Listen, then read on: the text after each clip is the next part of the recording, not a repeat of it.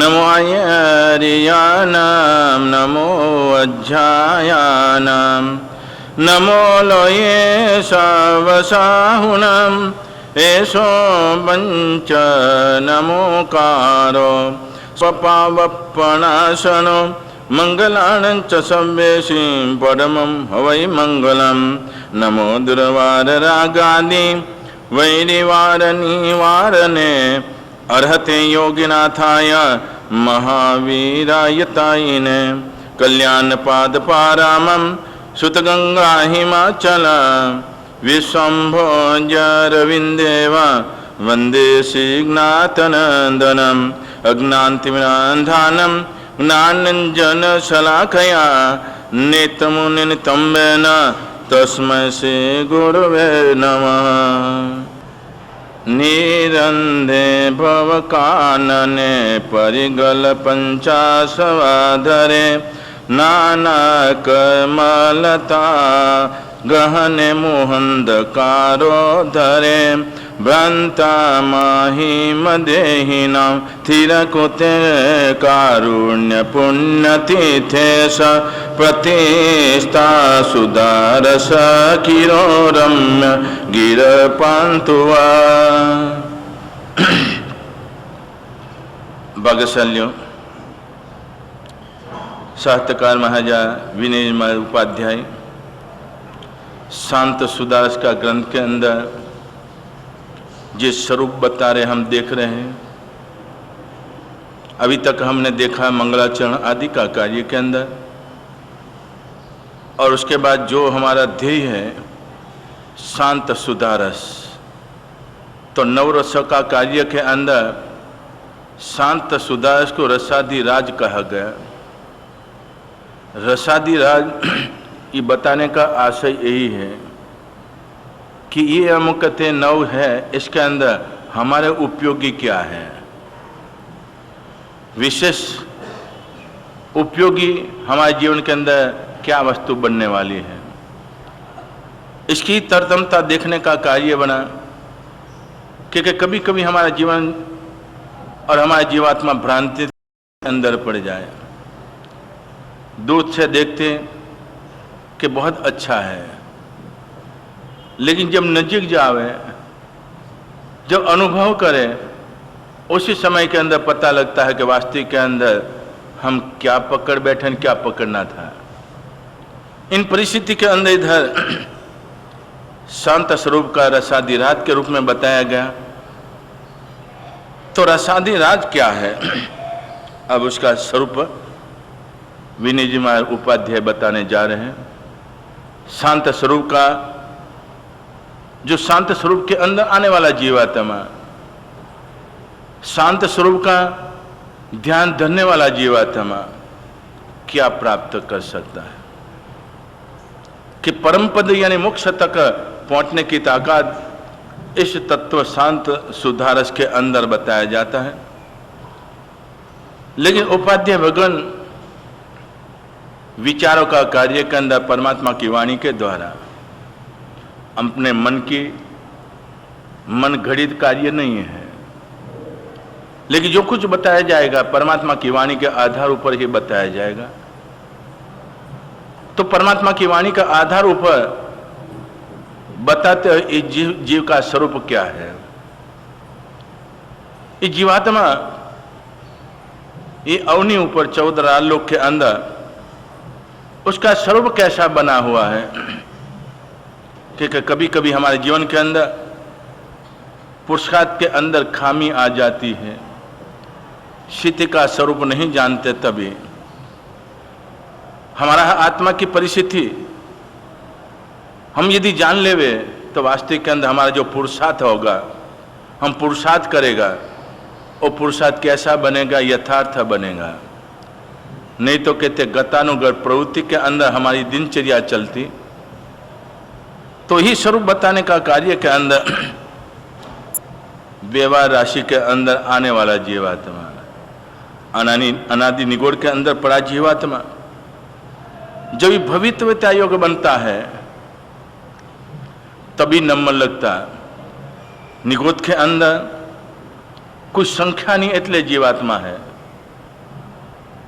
कि जो संख्या गिनने जावे तो उसके लिए कोई शब्द भी नहीं है।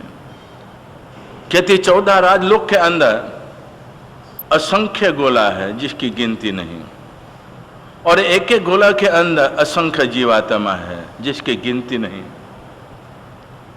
तो इन परिस्थिति के अंदर हमारे जीवात्मा का जो नंबर लगा अव्यवहार राशि में व्यवहार राशि के अंदर आने के लिए, व्यवहार राशि के अंदर जीवात्मा आया, और इसके अंदर भी पहले भी अपने देखा है प्रसंग आया ने देखना पड़ता। 4 प्रकार के जीवात्मा होते हैं। एक जीवात्मा जाति भवी होता है, कोई काल के अंदर कोई समय के अंदर निगोद से बाहर निकल ही नहीं पाता, उसका भवितव्यता योग ही ऐसा होता है, लेकिन जाति से भवी कहलाता है। जाति से भवी का कार्य के अंदर बताया जाता है यदि ये जीवात्मा बाहर निकल जाए तो मोक्ष तक पहुंचने का पुरुषार्थ जीवात्मा कर लेवे, लेकिन उसका नंबर नहीं लगा, और भवी, अभवी और दुर्लभ बोधि, ये तीनों का नंबर लगने का कार्य होता है। तो पहले भी अपने चालू प्रवचनों के अंदर देख गए, उसमें से निकलने वाला जीवात्मा और व्यवहार राशि के अंदर आने के बाद जिसको पुद्गल परावर्तन कहा जाता है, एक पुद्गल परावर्तन काल। तो पुद्गल परावर्तन काल कहा जाता है तो कि 14 राजलोक के अंदर जो पुद्गलों का ग्रहण करने का कार्य है, इसके अंदर हमारा जीवात्मा भ्रमण करता। और पुद्गल ग्रहण करने का मतलब इसका कोई ये नहीं है कि जाके स्पर्श करने का। पुद्गल परावर्तन का काल का कार्य के अंदर समझो कि मानव लोक के अंदर रहा जीवात्मा, और ऋषभदेव परमात्मा का शासन काल जो चलता होवे, कितना आयुष होवे जीवात्मा का है, 84 लाख पूर्व का आयुष होवे। आज के दिनों के अंदर महादेव क्षेत्र के अंदर जीवात्मा चला जाए तो इतना, लेकिन 30 एकड़ भूमि के अंदर अपना जीवात्मा चला जाए तो है, 30 एकड़ में भूमि के अंदर यदि हमारा जीवात्मा चला जाए पुद्गल परावर्तन काल का कार्य के अंदर, तो 84 लाख पूर्व ऊपर का आयुष। हाँ, और समझ लो कि देव गति के अंदर हमारा जीवात्मा चला गया, वहां भी पुद्गल परावर्तन करना ही पड़ेगा। ऐसे स्थानों के अंदर भी गया जीवात्मा, वहां भी पुद्गल परावर्तन का काल के देव गति का पूर्ण आयुष करना, उसको कहते हैं पुद्गल का स्पर्श करना। ये हमारी पारिभाषिक शब्द है जैन धर्म का, पुद्गल परावर्तन का काल का कार्य रूप में। इसी तरह से नरक आदि स्थानों के अंदर और तिरंज आदि पुत्थिकाय, अवकाय, तेवकाय, वावकाय, वनस्पतिकाय और मानव तक पहुंचने का कार्य के अंदर ये जो स्थिति बनी है उसको कहा जाता है। ऐसे स्थानों के अंदर हमारा जीवात्मा कितनी बार भ्रमण किया। जो जीवात्मा प्रयास करता है, लेकिन जैसे आगे कदम रखने का प्रयास करता है इतना पीछे ही मुड़ने का कार्य होता है, क्योंकि आगे प्रयास करता है तो जो वेलड़ी आदि के अंदर आगे पैर रखे तो पीछे वाला वेलड़ी के अंदर पैर आ जाता है।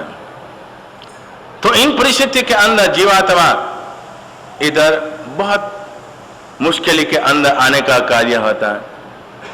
इन मुश्किल का कार्य के अंदर साथ साथ के अंदर पंच आश्रव का कार्य के अंदर जैसे कि मधु बिंदु का स्वरूप बताया जाता है।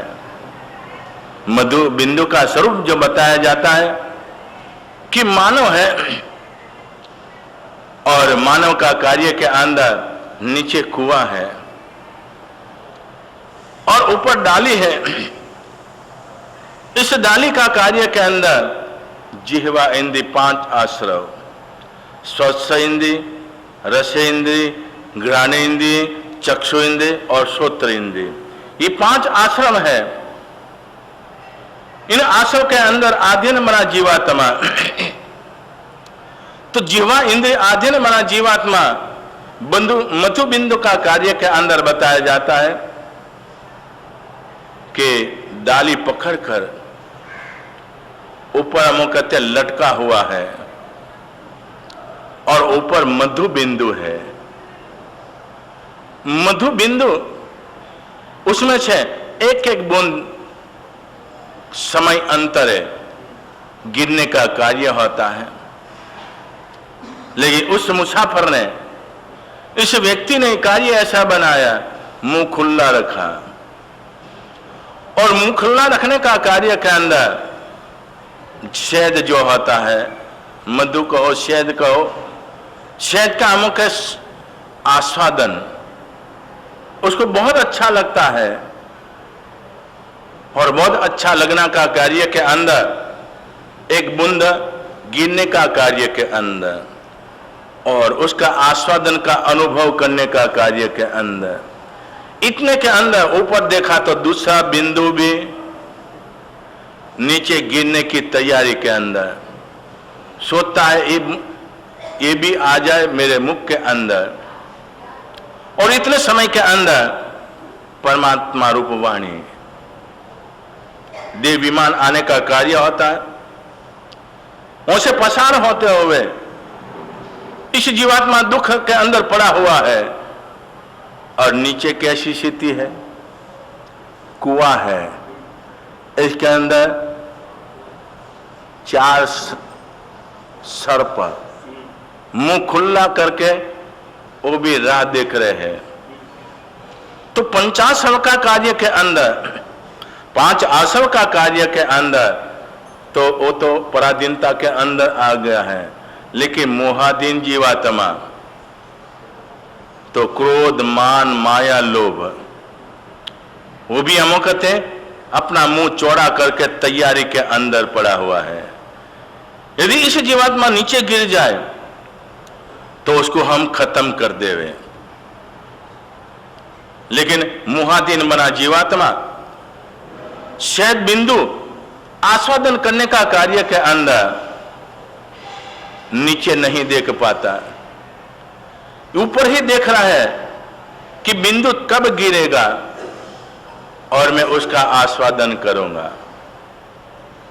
नीचे नहीं देख पाता, लेकिन ये दिव्य विमान आया हुआ है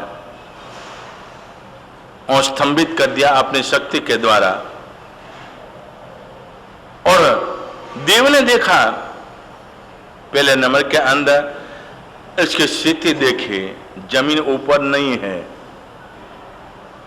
2 वड़वाई की डाली पकड़कर रहा हुआ है। कहां तक रहेगा जीवात्मा, आखिर हाथ थक जाएगा तो क्या करेगा, नीचे ही गिरने का कार्य बनेगा। तो नीचे देखा सर्प सभी मुंह खुला किया हुआ है और जीवा स्फुरानमान हो रही है। इस डर का कार्य के अंदर देव ने देखा, देवात्मा ने देखा इन परिस्थिति के अंदर इस जीवात्माओं को मैं बचा लूं, मेरा इधर आने का भी सफल बनेगा, मेरा आने का सफल बनेगा तो उसको मैं बचा लूं। तो इस में परमात्मा प्राणी मात्र के प्रति क्या होता है, सभी जीव करु शासन ऋषि, ऐसी भावना के अंदर परमात्मा। लेकिन मोहाधीन जीवात्मा, कर्माधीन जीवात्मा, अनादि संज्ञा के अंदर पड़ा हमारा जीवात्मा, ये संसार के सुख का उपभोग करने का कार्य के अंदर मधु बिंदु की तरह, शहद बिंदु की तरह अनादिकाल से उस काम का आस्वादन करने के अंदर यदि कभी क्वचित जैसे देव आए और उसको कह रहे हैं कि भाई तू बहुत विकट समस्या के अंदर पड़ा हुआ है, तो तेरे ऊपर हमको दया आई है, तो कहे तो तेरे को विमान में मैं रख दूं उठाकर, और तेरी जो जाने की स्थिति होवे और मैं तेरे को छोड़ दूं। तो इधर मुहादिन बना जीवात्मा शहद का आस्वादन करने का कार्य के अंदर देवात्मा से भी क्या कहते हैं, कभी कभी अपने परमात्मा के सामने ऐसी चेष्टा करते हैं, भगवान के सामने कहते हैं आपो आपो ने महाराज हमने शिव सुख आपो, कहते ना मोहन जी हैं, आपो आपो ने महाराज हमको शिव सुख आपो। यदि समझ लो आते नहीं कौन हमारा इतना पुण्य, तो उसी समय के अंदर यदि पद्मावती प्रत्यक्ष रूप में आकर आपको कहे चलो भगवान के पास, तुम कह रहे हो आपो आपो ने हमने शिव सुख आपो, मोक्ष सुख की चाहना कर रहे हो, परमात्मा निशंक है, वितराग है, निरंजन निराकार है, आज के समय के अंदर सिद्ध अवस्था के अंदर विराजमान है। और जिन प्रतिमा जिन सरखी मानकर मेरे नाथ के सामने तू प्रार्थना कर रहा है, यदि तेरी भावना चल मेरे साथ है और तेरे को मोक्ष सुख दिला दूं, क्या करेंगे हैं? भगवान के सामने मोक्ष सुख की चाहना वाला जीवात्मा मन के अंदर मुंह से तो अपने ईश्वर में बोलते आपो आपो ने महाराज हमने शिव सुख, और हृदय से यही भावना होती है कि इनके अधिष्ठान मेरे ऊपर जो प्रसन्न हो जाए तो मेरा कार्य सफल हो जाए। तो मुख के अंदर और जिह्वा ऊपर अलग होने का कार्य के अंदर इधर इस जीवात्मा से कहा तू कहे था तेरे को मैं दिव्य विमान के अंदर ले लूं, तो वो जीवात्मा के सुख नहीं सुखाभास है, सुख जो होता सुख की आकांक्षा है। और ऐसी स्थिति के अंदर जीवात्मा सोच रहा एक बिंदु, वो गिरने का कार्य के अंदर उसको घड़ा भर कर भी पीवे तो भी तृप्ति नहीं हो, ऐसी स्थिति के अंदर। और एक बिंदु गिरने से जीवात्मा को क्या दशा होती है, लेकिन आकांक्षा अभिलाषा क्या जीवात्मा वो कहता कि तू मेरे ऊपर मेहरबानी कर रहा है, थोड़ी देर ठहर जा, एक बिंदु जो गिर रहा है ये मेरे मुख के अंदर आ जाए, उसके बाद तू क्या ऐसा करूंगा। देव ने कहा चलो कोई बात नहीं, एक बिंदु मुंह के अंदर गिरा और मुंह के अंदर गिरने का कार्य के अंदर उसका आस्वादन और आस्वादन का आनंद क्षणिक, आस्वादन का जो आनंद क्षणिक अंदर के अंदर आनंद विभोर बन जाता है। और सोच रहा है कि ऐसा और बूंद मिल जाए, ऊपर देखा था दूसरी तैयारी। देव ने कहा कि भाई कि अभी थोड़ी देर ठहर जाओ, दूसरा तैयार है। इसी स्थिति के अंदर इधर देवात्मा थक के चले जाने का कार्य होता है। वो जीवात्मा और इधर बताया जाता है दो जो डाली पकड़ी है, इस डाली के ऊपर दो चूहा, एक व्हाइट चूहा और एक काला चूहा, दोनों काट रहे हैं, दोनों काट रहे हैं। और काटते काटते एक दिन एक क्या समय आएगा कि मोहादिन जीवात्मा कुएं के अंदर गिर जाएगा, बाहर निकल नहीं पाएगा। तो उपाध्याय विनय महाराज कहते हैं इस संसार का स्वरूप का कार्य के अंदर इंद्रियों के अधीन बना जीवात्मा, हाँ, बहुत बड़ी मुश्किल से, बहुत बड़ी कठिनाई से परमात्मा का शासन मिलता है। और परमात्मा का शासन की चाहना का कार्य में हमने कैसी चाहना रखी थी, यदि परमात्मा का शासन मिल जाए तो भवे भवे तुम चलनानम, इस जीवन के अंदर, इस भाव के अंदर सुखों के अंदर मैं आधीन और पराधीन बना हूं। छोड़ना चाहता हूं, छोड़ नहीं सकता हूं। मुक्त बनने चाहता हूं लेकिन मुक्त नहीं बन सकता हूं। बाल्यावस्था के अंदर जीवात्मा अनेक प्रकार की मनोकामना के द्वारा आगे बढ़ने का कार्य होता है और संसार की सुख की अभिलाषा के अंदर जीवात्मा पांच इंद्रियों के अधीन बना जीवात्मा जब भी सुख का उपभोग करने की तमन्ना आकांक्षा के अंदर जीवात्मा महा मुसीबत से संसार का सुख ऐसे नहीं मिलता। कितनी कठिनाइयों से सुख मिलता जीवात्मा को।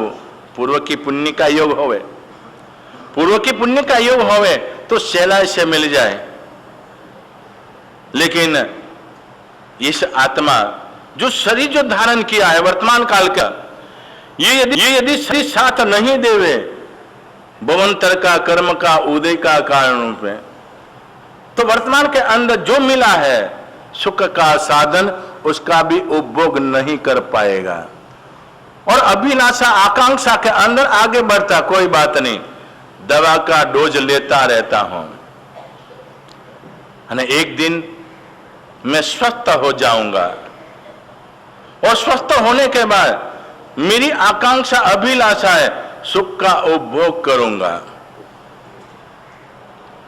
ऐसी भावना के अंदर आगे बढ़ता जीवात्मा और मकड़ी की जाल खड़ी कर लेता है।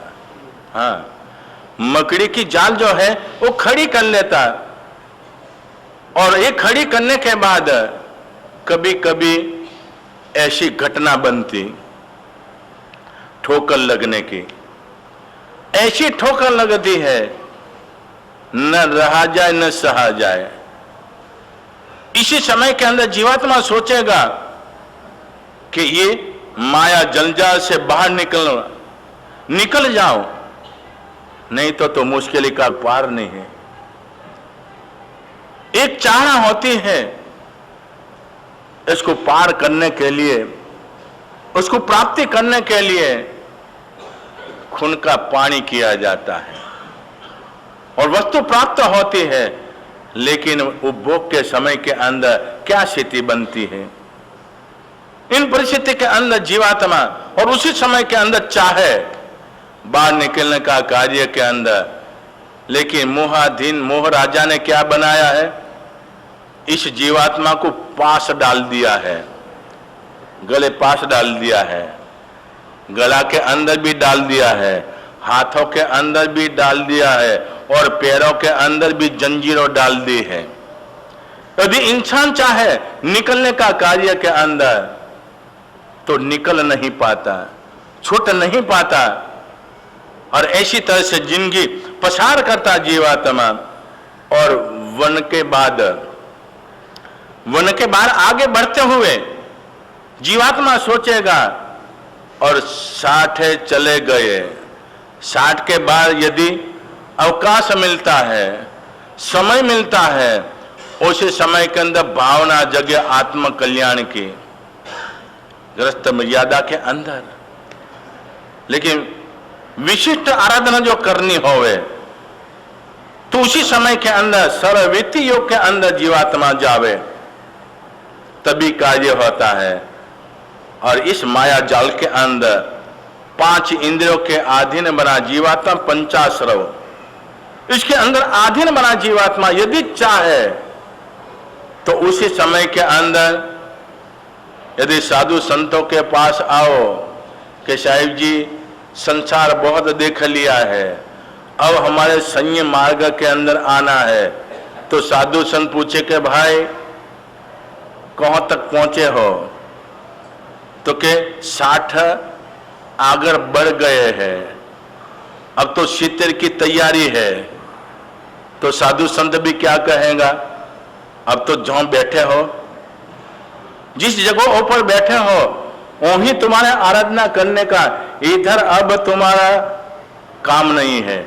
तो ऐसी परिस्थिति के अंदर उपाध्याय भगवान संसार का स्वरूप बताते हुए ये भयंकर अरण्य है, अनेक प्रकार के वो वृक्ष राजी है और इसके अंदर अनेक प्रकार की लताएं हैं और सूर्य का प्रकाश के अंदर भी अंदर अंधकार ही दिखाई पड़ रहा है और कभी कभी मेघाडंबर होता है और इसके अंदर बारिश आती है और हवा भी चलती है। उसी समय के अंदर आगे कदम उठा सकता नहीं, अनेक प्रकार की वेदना के अंदर पड़ा हुआ है, मन के अंदर अभिलाषा है। जैसे कल बताया था, अपने गुजरात राजस्थान के अंदर कहते शेख सली के विचार और पंजाब के अंदर मुंगेरी लाल का सपना। मन के अंदर अनेक प्रकार के मनोरथ बनाते, लेकिन एक मनोरथ के अंदर नासीपास होने वाला जीवात्मा और इसी स्थिति के अंदर अपना जीवन वो 8वीं के अंदर 4 गति और 84 लाख जीवन, एक गति में से दूसरी गति के अंदर 5 इंद्रियों के आदि बना 50 के द्वारा जीवात्मा कर्म ऐसी रूप में बांधता है क्योंकि मोहाधीन बना जीवात्मा मोहराजा का स्वरूप का बताया जाता है। तलवार तीक्ष्णदार तलवार होती है, इसके ऊपर शहद लगाया गया होवे और इंसान को इसका आस्वादन करने की झंखना है वो मुसाफिर की तरह और तलवार की धार ऊपर जो शहद लगाया है उसका आस्वादन करने के लिए जिह्वा का प्रयोग किया जाए और शहद का आस्वादन तो यत्किंचित होवे, लेकिन जिह्वा की दशा क्या होती है। इन परिस्थिति के अंदर बात के अंदर कायम के लिए ये मुंह की जो परिस्थिति है बिगाड़ देने का कार्य होता। इन परिस्थिति के अंदर संसार के अंदर रहा जीवात्मा और कल जैसे आपने देखा 8 प्रकार के रसों के अंदर पड़ा जीवात्मा।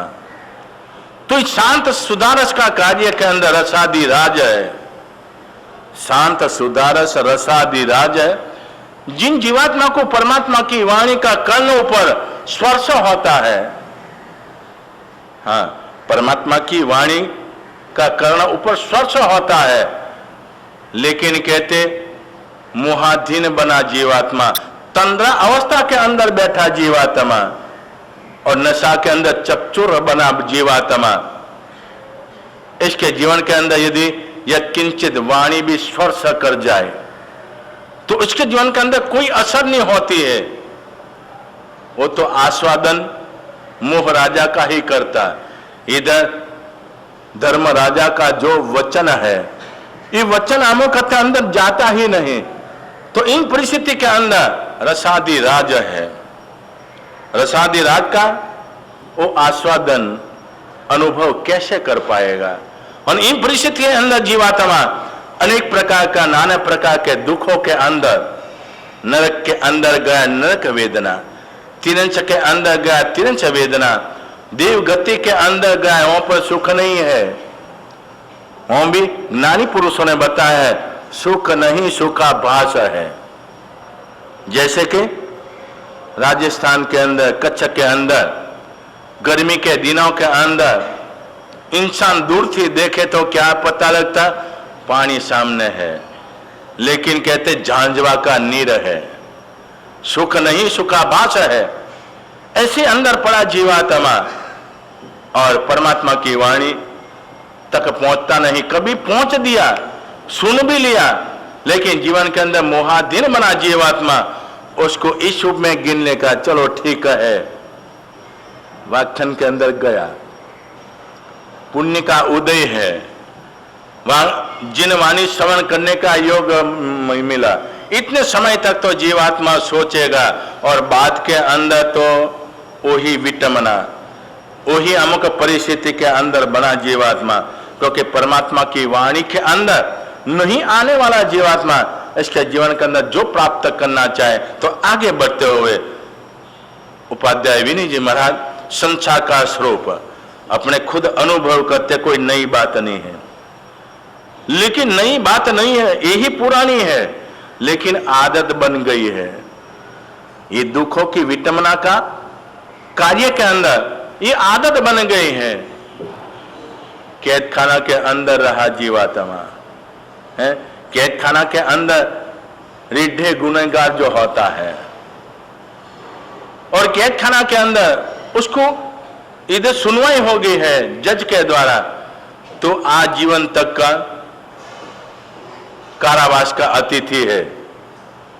वो जीवात्मा क्या करता, मन मना लेता, चलो अब तो मेरे इधर जीवन इधर ही पूरा करने का है, तो मेरा घर है। जो घर मान बैठे, घर के स्वरूप के अंदर मान ले जीवात्मा, इसको हम कह दुख का कारण नहीं बनता, उसको कैद खाना रूप में नहीं बनता, वो तो ये मेरा घर है इसको मान ले। तो हमारे ज्ञानी पुरुषों ने कहा है ये जीवात्मा 4 गति और 84 लाख जीवा योनि के अंदर पड़ा, भव रूपी रोग लागू पड़ा है, और इसके अंदर जीवात्मा थोड़ा सा सुख मिल जाए और इसके अंदर दुख का कारण बहुत उपार्जन कर लेता, और कभी भी हम के 8वीं का पार नहीं कर सकता। अब आगे बढ़ते 8वीं कैसी है, 8वीं पार करने के अंदर हमारी स्थिति कैसी है।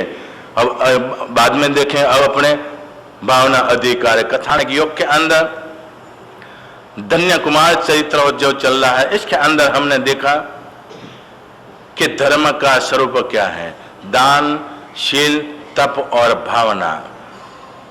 दान के अंदर, शील के अंदर और तप के अंदर, सभी के अंदर भाव ऊपर आधार है। भावना भावनाशी नहीं।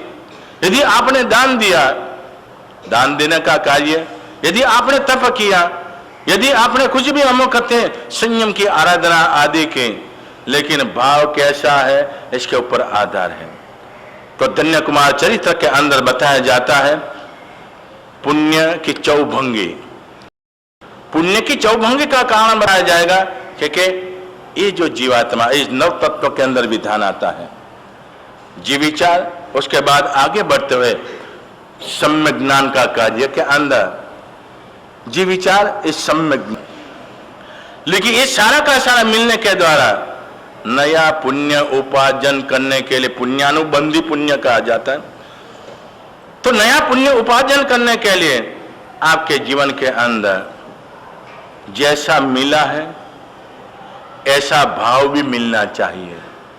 आज के दिनों के अंदर अरबोपति, खरबोपति, करोड़पति भी हो गए, लेकिन ये लक्ष्मी पापानी बंदी पुण्य योगवाड़ी भी हो सकती है, क्योंकि आज के दिनों के अंदर देखा जाता है मंदिर और उपासना के अंदर आने वाले कौन जीवात्मा होता है, कहा जाता है धर्मी आत्मा। बरोबर है, धर्मी आत्मा ही ऐसे स्थानों के अंदर आता है, और धर्मी आत्मा तो उसको यदि कहा भी जाए, टकोर भी किया जाए, निमंत्रण भी दिया जाए, तो कई प्रकार का बहाना बताकर क्या करेगा, आने का प्रयास नहीं करेगा। और कहा जाता है ये धर्म स्थानों के अंदर आने वाला जीवात्मा जीवन के अंदर जो कुछ प्राप्त किया है, परमात्मा की वाणी सुनने का अवसर जो मिला है, लेकिन उसमें धनिक वर्ग भी आते हैं। धनिक वर्ग आने का कार्य के अंदर पिछले जन्मों के अंदर इसी जीवात्मा ने पुण्यानुबंधी पुण्य उपार्जन किया है। पुण्य के योग से तन, मन और धन जो मिला है, तो परमात्मा की वाणी सुनने का अवसर जीवात्मा को मिलता, और उसके द्वारा सोचेगा अरे मंदिर उपासना के अंदर कितना समय निकालना पड़ता है, घंटा 2 घंटा, और घर के अंदर आलस प्रमाद मनोरंजन के अंदर जीवात्मा कितना समय निकालता है। तो इसमें से थोड़ा समय निकालकर यदि इधर आया जाए तो परमात्मा का दर्शन, जिनवाणी श्रवण का योग मिले, तो जीवन के अंदर जो मिला है उसके द्वारा पुण्यानुबंधी पुण्य उपार्जन करने का चांस मिले।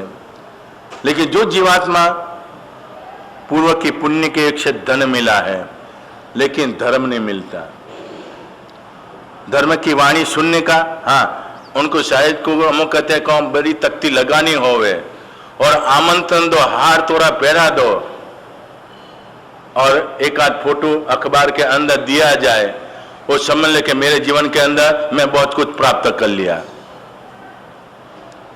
लेकिन ये क्या होता है, ये मन को मनाने का कार्य के अंदर ऐसा जीवात्मा धर्म मार्ग के अंदर आ ही नहीं सकता। यदि किया तो नामना के खातिर किया, तुम्हारी वाह वाह हो गई, तुम्हारी बातों का कार्य के अंदर पैसा दिया, जिसका खावे उसका गावे, ये कार्य के अंदर। लेकिन वास्तविक के अंदर धर्म का कार्य के अंदर तो इधर सुशील गणी महाराजा पुण्यसार एक शावक का दृष्टांत इधर बताया जाता है। पुण्यानुबंधी पुण्य का योग, पुण्यानुबंधी पुण्य का योग के अंदर बताया जाता है। परम पुण्य के योग से परमात्मा का शासन मिलने का अवसर मिलता है। और जिस कुटुंब के परिवार के अंदर उत्पन्न होने का कार्य होता है, इन परिवार के अंदर माता पिता जो जिम्मेदार कहलाते, इनके मन के अंदर ये भाव है, मेरे कुटुंब परिवार के अंदर आने वाला जीवात्मा कैसा होता है, धर्मी आत्मा ही होता है। पिछले जन्मों के अंदर इसी जीवात्मा ने एक ही ऐसी आकांक्षा अभिलाषा रखे थे, प्रभु तेरा शासन भव मिलना चाहिए। और इस अभिलाषा के अंदर आने वाला जीवात्मा हमारा कर्तव्य बनता है, हमारी फर्ज बनती है, हमारा परिवार के अंदर आवे तो कम से कम उसकी अभिलाषा पूर्ति होवे, ऐसा ज्ञान, सम्यक ज्ञान दिया जाए। वास्तविक के अंदर कहा जाता है, अधिकार पामी जो करन उपकार, अधिकार में से आ गया बाद में रहा। माता पिता की एक फर्ज होती है, अधिकार होता है। आप जिस धर्म के अंदर, जिस ज्ञाति के अंदर, जिस कुल के अंदर आपका जन्म हुआ है, कम से कम अपने संतानों को ये कुल रीति का बताया नहीं जाए। और आज के मिथ्यात्व वातावरण के अंदर यदि उसको सलामती का मार्ग नहीं बताया तो जीवात्मा कौन सलामत रहेगा। बाहर का वातावरण दिनों दिन इतना बिगड़ता जा रहा है, लेकिन आज के दिनों के अंदर ये वाणी, परमात्मा की वाणी, इतना धोधमार वर्षाया जाता पानी का, फिर भी मोहाधीन बड़ा जीवात्मा कोई असर नहीं होती है। क्यों नहीं असर होती? भारे कर्मी जीवात्मा, भारे कर्मी जीवात्मा कम से कम अपनी फर्ज भी बजाई जाए कि मेरे कुल के अंदर आया है तो कम से कम उसको ये दिया जाए। इधर पुण्यसार सृष्टि को जब भी जो संस्कारी जीवात्मा होते हैं, माता अपने उदर के अंदर जो संतान आने वाला आ रहा है, उसके प्रति तब से अपनी तैयारी होती है। कार्यों के अंदर, विचारों के अंदर, वाणी के अंदर, प्रवृत्ति के अंदर ऐसे सावधानी, ताकि आने वाला जीवात्मा प्रति इनके जीवन के अंदर ऐसा कुसंस्कार नहीं पड़े। देखना है तो कैसा देखा जाए? परमात्मा ने कहा सम्यक दर्शन। यदि प्राप्त करना है ज्ञान तो कैसा प्राप्त किया जाए? सम्यक ज्ञान। यदि आराधना करनी है, साधना करनी है तो वितराग परोपेत, जिसको निष्काम भाव है, कोई आकांक्षा नहीं, कोई चाह नहीं, और परिपूर्ण ज्ञान के द्वारा स्व और पर का कल्याण के अंदर जिसकी परिपूर्णता है, ऐसे वितराग परमात्मा ने जो मार्ग बताया, इसका अनुसरण करने का भाव जगे। तो इधर माता पिता के द्वारा इस भाग्यशाली को ऐसा संस्कार दिया, लेकिन संस्कार देने का कार्य के अंदर ये कार्य होता है कि पहली जो अमुक 25 जाति, शिशु अवस्था, बाल्य अवस्था की ये 25 जाति है, और दूसरी जो 25वीं जाति है वो कैसी जाति है? सुना ही नहीं पड़ता, यौन अवस्था। लेकिन व्यवहार के अंदर उसको कहा गद्दा 25वीं कहलाती व्यवहार के अंदर बताया जाता है, गद्दा 25वीं का कार्य के अंदर बताया जाता है। तो ये अवस्था के अंदर जैसे गद्दा के ऊपर जितना ज्यादा बोझ हो इतना सीधा चले, और कम होवे तो कहीं भी मुंह डालता चलेगा। तो इसी तरह से गद्दा 25 का कार्य के अंदर जीवात्मा उस समय जिस समय निकलता, लेकिन बाल्यावस्था के अंदर प्रथम नाजिता विद्या, इसके अंदर जो विद्या जो प्राप्त की होवे तो जीवन के अंदर विवेक जगेगा, आराधना का भाव जगेगा, और साधु संतों का समागम का अवसर आया हुआ चुकेगा नहीं। तो इधर ये जीवात्मा नगर के अंदर सुना कि कोई बड़े आचार्य भगवंत आए हैं और परमात्मा की वाणी का प्रसार इस रूप में करे, सामान्य जीवात्मा बाल जीवात्मा भी समझ पाते। परमात्मा की वाणी गूढ़ रहस्य है, लेकिन जो सुनाने वाला ईशु में अगर कथा कहानी युक्त उसको समझाया जाए तो बाल जीवों को भी मगज के अंदर बैठ जाए। तो आचार्य भगवान का नाम सुनकर पहले तो प्रवचन के अंदर जाने का कार्य होता है, सुनने का अवसर मिलता है, उसके बाद मन के अंदर जिज्ञासा जगती है। गुरु भगवान ने बताया, परमात्मा ने 2 प्रकार का मार्ग बताया है, एक देशवित्ती मार्ग और क्षरवित्ती मार्ग। तो देशवित्ती मार्ग के अंदर रहा जीवात्मा कर्ता का कार्य करते हुए, अपनी जिम्मेदारी अदा करते हुए आराधक बन सकते। तो आराधक बनने का कार्य के अंदर किस में बन सकते? सावकाचार के अंदर 12 व्रत कहा जाता है। ये 12 व्रत का कार्य के अंदर सब कुछ बताया जाता है, क्रमशः जिज्ञासा जगी है, प्रवचन के अंदर जनरल तौर के अंदर चलता है। लेकिन जिसकी जिज्ञासा होवे बाद के अंदर आकर वो जिज्ञासा अपने पूछने का कार्य है, साधु संत ये बताने का कार्य होता है। इस भाग्यशाली ने इस में करते हुए जाने का कार्य आता है। सावकाचार के अंदर परिपूर्ण बनने के ना कार्य होता है। देखा पुण्य के योग से माता पिता के द्वारा लक्ष्मी और मैं भी उपार्जन कर रहा हूं, लेकिन लक्ष्मी का सदुपयोग कब होता है?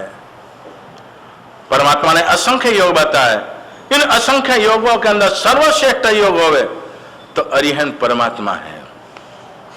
अरिहंत परमात्मा का ये आलंबन है। इस आलंबन के द्वारा ये भव रूपी संसार तरने के लिए परमात्मा का आलंबन सर्वश्रेष्ठ है। ठीक है, नगर के अंदर मंदिर आदि है, दूर होने के रूप में आरस प्रमाद के अंदर परिवार आदि नहीं जावे तो क्या किया जाता है? लक्ष्मी पुण्य का योग जगता है, मंदिर बनाने का कार्य बनता है। मंदिर बहुत अच्छा बनाया और जिन मूर्ति का विराजमान करने का कार्य होता है, और त्रिकाल परमात्मा का दर्शन आदि का कार्य के अंदर आप लोग त्रिकाल करते कि एक काल करके 2 काल करते हो।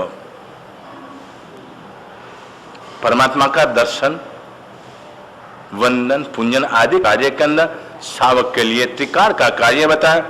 सुबह में उठते ही परमात्मा का दर्शन की अभिलाषा का कार्य के अंदर यदि शेयर करने का कार्य के अंदर भी जावे तो लक्ष्य बनाया जाए मंदिर का, वहां जाकर परमात्मा का दर्शन और भाव पूजा का कार्य के अंदर जी चैत्य वंदन आदि भी 8 प्रकार पूजा का कार्य के अंदर अग्र पूजा का कार्य के अंदर आ सकता है। उसके बाद घर पर जाने का कार्य होता। इतने कार्य के अंदर अपनी दिनचर्या बन जाती है। ये दिनचर्या बनने का कार्य के अंदर नवकाशी का पचखान अनायास से आ जाए तो नवकाशी का पचखान पारे। और बाद के अंदर इधर ये कार्य होता है कि सेवा पूजा करने का कार्य के अंदर मंदिर जावे, मंदिर के बाजू के अंदर साधु संतों का आवागमन होवे, जिनवाणी चलती होवे, तो कार्य होता है प्रथम नंबर के अंदर है, प्रथम नंबर के अंदर परमात्मा की वाणी का श्रवण करने का, और बाद के अंदर अरिहंत परमात्मा की भक्ति सेवा पूजा आदि करने का कार्य के अंदर इस में कार्य आता, क्योंकि जिनवाणी एक व्यक्ति के अधीन नहीं है, समाज के अधीन है, और जिन पूजा का कार्य तुम्हारे स्वाधीन है, जब चाहो तब तो कर सकते हैं। लेकिन तीर्थ स्थानों के अलग बात है, लेकिन अपने स्थानों के अंदर होवे आरस परमात्मा घर का सारा कार्य कर कर, और पुजारी मंदिर बंद करने की तैयारी होवे,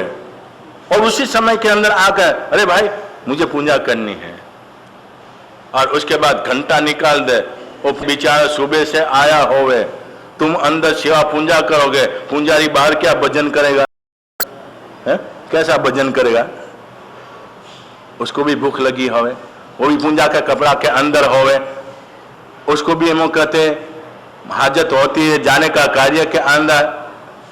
तो इस कार्य के अंदर टाइम से पहुंचने का, परमात्मा की वाणी का योग का कार्य, तो इधर साग मंदिर के अंदर जाने का, परमात्मा की भक्ति करने का, और साथ साथ के अंदर स्वामी भयो की भक्ति करने का कार्य के अंदर दानशाला आदि का कार्य कर। अब आगे बढ़ते हुए इधर शेठ किशोर में अपनी दिनचर्या के अंदर आगे बढ़ते, और पुण्यानुबंधी पुण्य का कार्य के अंदर कैसे अपना जीवन व्यतीत करते वो प्रसंग दिखाया जाएगा।